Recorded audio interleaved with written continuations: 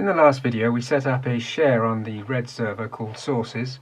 I've just connected to it so that we could run menu as menu and install Windows from here, and then they're going to be set up. There you go. So the during the install and afterwards the computer will need to connect to the internet, so we can just test connecting to the internet here. So this is going to go through the file server.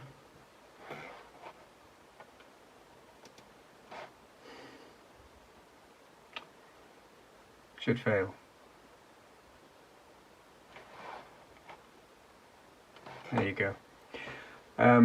Goes through the file server. So the file server hasn't been configured to be a router to allow this client to get to the internet. So that's what we're going to do in this part, and so we'll just switch over to the server and sort this out. So this is the server, and this is the DHCP configuration, and we've set routers to be the IP address of the server itself. Now this keeps things simple, as obviously you could change that to something else, but having the server as a router keeps it simple, and that's what I'm going to show you. So the next thing to do is to set this forward to 1, and that's in the file etc sysctl.conf, which, as you see, is here. So edit this, there we are, and the next line is the IPv6. Disable that, and then we can check it by using this.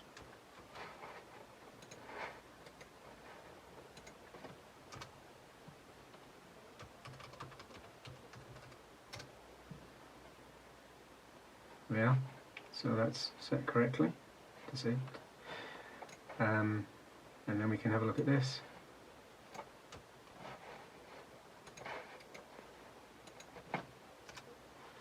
It's forward set to 1. Okay, the network interface is obviously going to depends on the systems that you're using. In this case,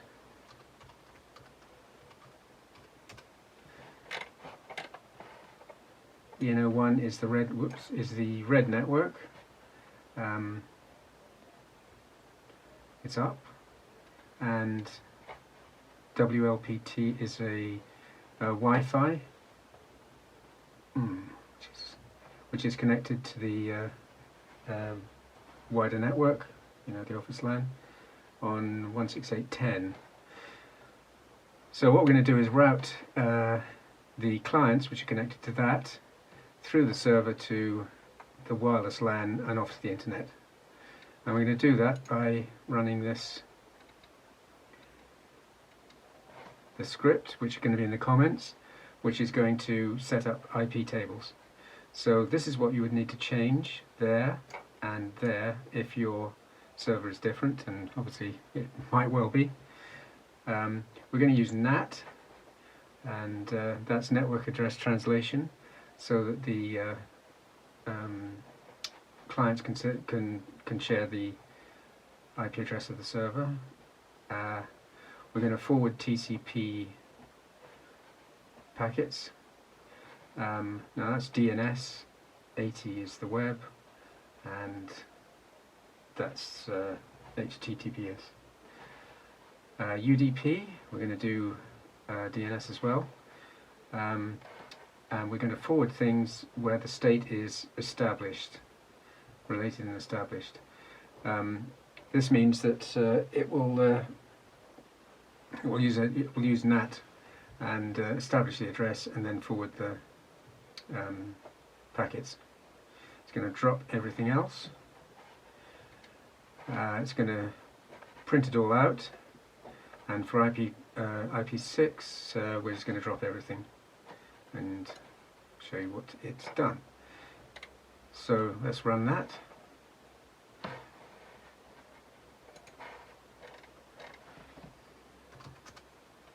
Here it is.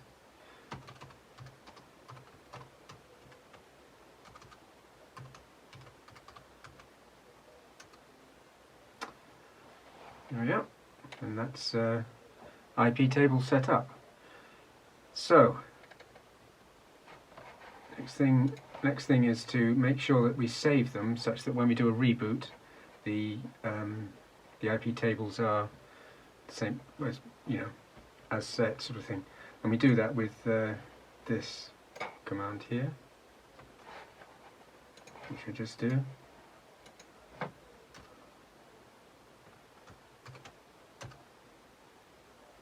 It'll take a second. But the important thing is to say, do you want to save the current IPT rules? And the answer is yes, we do. So, and yes, we'll save those too. And it will now save them such that next time the system reboots, iptables will be in place. Okay, so we'll stop there. Go back to the Windows system that previously was unable to access the internet, and while I was switching over, it tried again, and so everything is now working. So there we go. So that's all there is to setting up a router on the server using network address translation and saving it such that it'll reboot and still be there. Okay, well that was simple, and I'll see you next time.